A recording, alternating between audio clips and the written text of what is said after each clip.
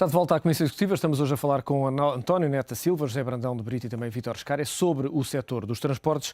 José Brandão de Brito, há uma questão que me parece essencial, que é definir também como é que vai ser feita a gestão dos transportes. Há muitas críticas sobre a gestão não articulada, sobre a não integração das empresas, cada uma fala para o seu lado.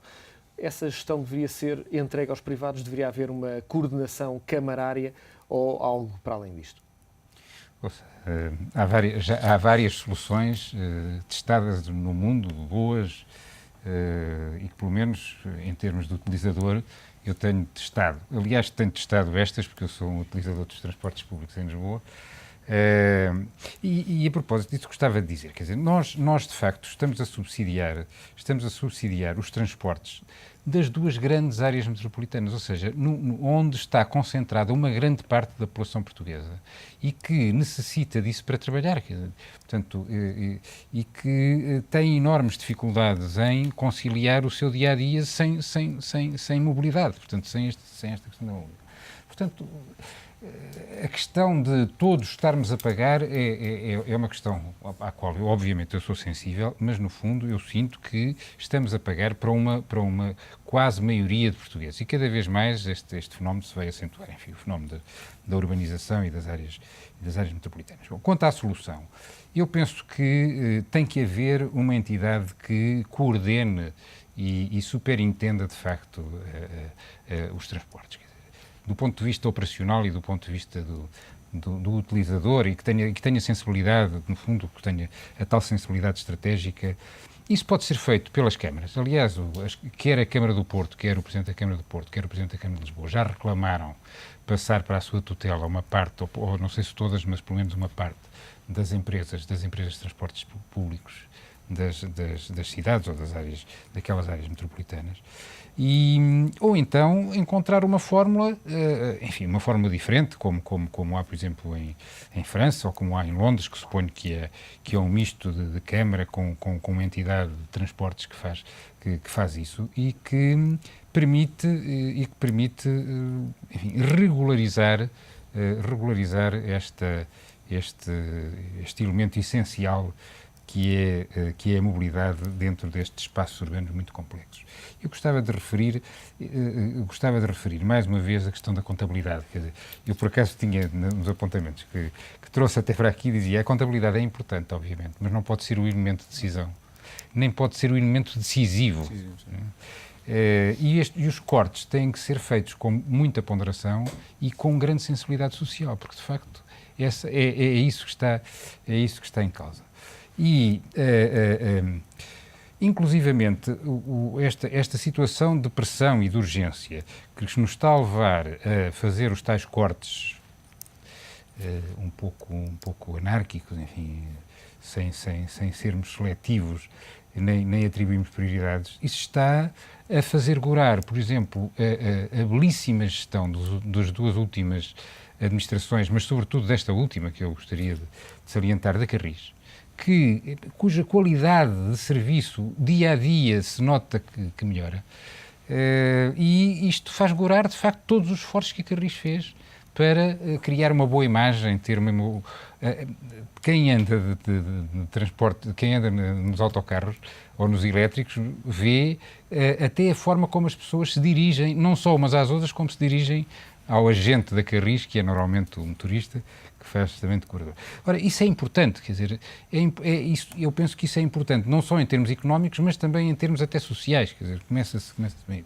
Bem, do metro não diria a mesma coisa, eu acho que o metro, provavelmente fruto de dificuldades financeiras, é uma empresa um pouco desmazelada, quer dizer, as estações ganhou-se em segurança aquilo que segurança, há uma segurança de pessoas que de certa forma sossegam e aqueles medos dos túneis e dos subterrâneos, mas há ali um certo, não desmazelo do ponto de vista da segurança de ferroviária, quer dizer, mas da segurança mas desmazelo em termos das escadas rolantes, dos pórticos, dos átrios, etc. Bom, isso penso que no fundo tudo isso poderia ser resolvido poderia ser resolvido, aliás, voltando à sua questão, poderia ser resolvido com uma autoridade que eu do meu ponto de vista, devia estar, sobretudo, centrada nas autarquias. Aliás, faria parte da descentralização. Quer dizer, nós passamos a vida a falar em descentralização e cada vez temos um Estado mais centralizador. E eu creio que isso seria... as competências nas autarquias. Sim, delegar as competências nas autarquias e essa gestão passaria para as autarquias. Mas, atenção, acho que é importante perceber. Há 2 autoridades metropolitanas de transporte criadas há 3 anos atrás. A questão é a tutela das empresas. Elas estão, mas temos de separar, eu acho que não era aqui um elemento que é separar a propriedade das empresas da questão naquela lógica de regulação, até porque se as empresas podem vir a ser privadas ou não, a questão é quem é o órgão que garanta tal serviço público e a verificação da prestação da provisão do serviço público de transportes. Neste momento temos 2 autoridades metropolitanas de transportes no Porto e em Lisboa, onde existe peso considerável das câmaras municipais, porque o que se colocou em relação a Lisboa foi o Sr. Presidente da Câmara predispor-se a ser parte detentor do capital das empresas. É uma coisa distinta do que gerir. Mas aqui também levanta-se às vezes um problema. É que nós, por um lado, claramente apostamos na lógica da intermodalidade e de complementaridade dos modos de transporte, mas ao mesmo tempo muitas vezes defendemos que, nós economistas principalmente, deve haver concorrência. Como é que eu ponho uma coisa em competir com a outra? Ou seja, eu tenho que dar prioridade em alguns momentos. Eu percebo que quando houver subsídio público, sim, eu não devo dar subsídio público a 2 coisas que concorrem pelo mesmo prestação do mesmo serviço. E do ponto de vista da Autoridade Metropolitana de Transportes, tenho que escolher dentro deste raio, sim senhor, eu dentro deste raio privilegio o serviço metropolitano pesado, ali privilegio as carreiras da Carris, que são complementares ao metropolitano. Mas é isso uma parte do esforço. Aliás, todas estas alterações das carreiras últimas já foram feitas pela Autoridade Metropolitana de Transporte. Esperamos que os cortes agora que venham a seguir também sejam pensados do ponto de vista do que são os fluxos e que poderiam esperar pelo menos pelos resultados do censo, porque isso é uma coisa importante. É que nós agora estamos com os censos, vamos saber quais são os fluxos de mobilidade que temos, de facto, medidos recentemente. Eu não posso estar a decidir cortes de carreiras com base em estudos de há 10 ou 15 anos, que é uma coisa um bocado surreal. Mas, de qualquer maneira, a nota é, as autoridades de transporte existem, podem estar ainda a fazer bem o seu papel, mas temos que gerir esta questão da intermodalidade, que é fundamental para assegurar a prestação do serviço público de transportes. Faz sentido pensar em soluções como a fusão do metro e da Carris, por exemplo? Ou essa questão de capital é puramente irrelevante para este caso? A tal lógica facilita a lógica intermodal e de complementaridade, dificulta a lógica concorrencial, ou seja, ele passará a ser monopolista do serviço de transportes dentro de Lisboa, o que, se calhar, no momento atual não é a pessoal, ou seja, a gestão de rede será mais eficiente, provavelmente. Não haverá, porque isso já melhorou bastante. Nós antes tínhamos autocarros a passar por cima de linhas do metro, ou seja, um por baixo e outro por cima, a fazerem precisamente a mesma carreira. Hoje isso quase já não se vê. Portanto, melhorou bastante substancialmente ao longo dos últimos anos. Mas esta questão desaparecerá e nesse sentido, não me chocaria, tendo em conta o que é a cidade de Lisboa, que o metro e a Carris, se não forem a mesma empresa, sejam claramente, do ponto de vista de gestão de carreiras, ter um peso substancial de uma gestão comum, portanto, definição de gestão comum da carreira. António Neto Silva, esta questão do capital tem implicações também depois na parte operacional e, sobretudo, com as legislações, permitam-me o termo, que existem, no caso da Transtege e da Soflusa. São empresas que até têm a mesma administração, o acionista é o mesmo, mas depois não é possível, por exemplo, transferir empregados de uma empresa para a outra quando uma tem pouca procura e a outra tem muita procura. Quer dizer, há aqui uma incapacidade de flexibilização da gestão destas 2 empresas. Há também aqui um peso do passado relativamente à questão de contratos de trabalho, por exemplo. Os acordos da empresa, neste momento e a curto prazo, enquanto isto não for eliminado, eu penso que é a intenção do Governo alterar de forma substancial esta situação, mas os acordos da empresa limitam precisamente porque são acordos diferentes. E, portanto, mexer nos trabalhadores de uma empresa e pô-los a trabalhar na outra, em termos daquilo que são as baias criadas à limitação desses movimentos, dificulta essa situação, mas do ponto de vista económico e de eficiência não faz sentido. E, portanto, é preciso resolver isto. É preciso que os trabalhadores percebam que é no seu próprio interesse que estas alterações têm que ser feitas. E quando as coisas são bem explicadas aos trabalhadores e aos sindicatos, normalmente eles aceitam. Agora, o que eu acho é que não deve aparecer como uma imposição. Isto deve ser discutido e feito, mas num período de tempo o mais curto possível, que não faz sentido estarmos a desperdiçar recursos desta forma que o Rui Pedro enunciou. Pois nós precisamos ali de trabalhadores, temos aqui uma quantidade deles que não estão a fazer nada, mas há aqui um acordo qualquer que não permite que eles vão para aquele lado. Não faz sentido. Quando olhamos para aquilo que tem sido o passado, os trabalhadores têm tido um peso em termos negociais muito forte. Não obviamente pondo em causa o direito à greve, porque é um direito que a todos nos assiste, mas quando as empresas param completamente um país ou param completamente uma cidade, isto tem custos muito grandes em muitos trabalhadores. Pois está. E não parece... E principalmente nos transportes. Param, as pessoas que vinham trabalhar não podem vir trabalhar, não têm condições de vir trabalhar, salvo uma minoria que se une num carro e consegue vir. Isto tem custos extremamente graves. E é preciso que os portugueses, todos os trabalhadores portugueses, nós próprios que também trabalhamos, percebam que estamos todos no mesmo barco. E particularmente neste momento é um momento extremamente difícil.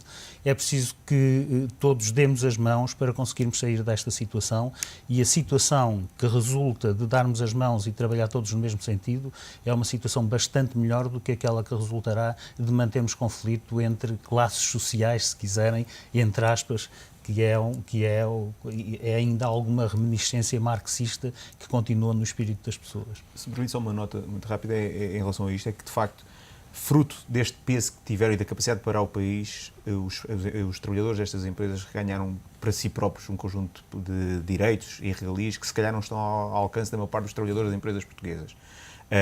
Se calhar, o ponto de vista do Governo, até para gerar os tais resultados, era mais eficiente atacar aí, para dar a tal flexibilidade às empresas, a capacidade de gestão, do que se calhar cortar serviço público aos portugueses. Era uma lógica, se calhar, mais efetiva da atuação. Mas essa é, de facto, a questão que nenhum Governo até hoje conseguiu fazer. Precisamente. Eu gostava de pegar, não sei se tem, eu gostava de pegar um pouco nesta última intervenção do António Neto da Silva. Eu acho que numa altura destas é essencial manter a coesão social e independentemente agora de direitos adquiridos e de alguns excessos que existem, é evidente que há um excesso de poder de alguns dos sindicatos, sobretudo os sindicatos do setor empresarial do Estado, quer dizer, porque são os únicos que fazem greve, mas ninguém faz greve, a não ser greve já de desespero, da empresa fechada. Estes sindicatos têm, obviamente, que é o direito inalienável da greve e isso nunca esteve em causa. Agora, o que me parece é que isso é outra versão. Agora, nós precisamos de manter a coesão social. Para haver coesão social é necessário que haja duas partes que negociam. E aquilo que tem sido os últimos tempos, e não podemos desculpar tudo com a urgência e com a emergência e com a pressão, eu acho que tem havido falta. Todos os governos, a certa altura, acabam por dizer que falharam foi na comunicação. E, de facto, se é necessário comunicação, alguma vez foi necessária a comunicação, este é talvez o momento mais importante, porque a coesão social é fundamental. É necessário substituir essa ideia de que hoje, e em democracia também não faz muito sentido fazer ameaças, dizer que se vierem para a rua nós reprimimos, quer dizer, eu acho que é necessário substituir esta ideia de confronto pela ideia de compromisso, quer dizer, é necessário provavelmente aquilo que, aliás, já tenho escrito várias vezes em conjunto com outras pessoas que têm trabalhado nisto, têm trabalhado comigo e com quem eu tenho trabalhado, que é necessário um novo contrato social na sociedade portuguesa. E isto vem agora a propósito dos transportes, porque hoje é um dia em que o país vai ficar paralisado, em que se vão perder diretamente muitos milhões de euros e que a economia vai ser prejudicada seriamente em muito mais milhões de euros. Quer dizer, e tudo isso, no fundo, acho que ninguém mede bem as consequências destas greves que paralisam de facto o país. Por exemplo, a CP anunciou que não tem condições para pôr nenhum comboio a funcionar. Portanto, o país vai estar completamente partido. Mas parece que é possível, com estes sindicatos atuais e olhando para aquilo que tem sido o passado, encontrar esse acordo para olhar para o futuro de outra maneira?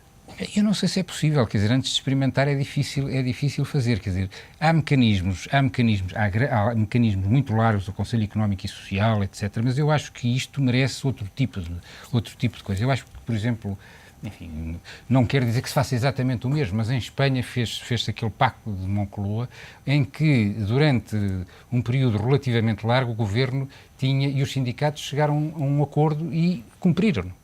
É necessário que nós, perante as dificuldades que estamos a atravessar, perante a emergência em que todo o país está envolvido, nós nos convençamos que, de facto, temos todos que nos ser solidários para resolver na diversidade esta adversidade, digamos. E, portanto, eu creio que é necessário experimentar. Se falhar, falhou, quer dizer, mas creio que há uma grande dose de boa vontade, que aliás também já aqui foi referida. Nós temos dado provas de uma enorme benevolência em relação a tudo isto, com contabilistas estrangeiros, com gente sem estratégia, etc. Nós, no fundo, portugueses, temos na nossa, enfim, na nossa sabedoria como povo, temos sido capazes de ultrapassar isto, quer dizer, e de aceitar que é necessário fazer sacrifícios e fazê-los, não é? Portanto, talvez seja preciso dar o passo a seguir, explicar para que é que eles servem, não é? E isso é outra coisa que também ninguém entende, quer dizer, nós estamos a fazer sacrifícios para quê? Para pagar aos credores, só? E o que é que vem a seguir, quer dizer...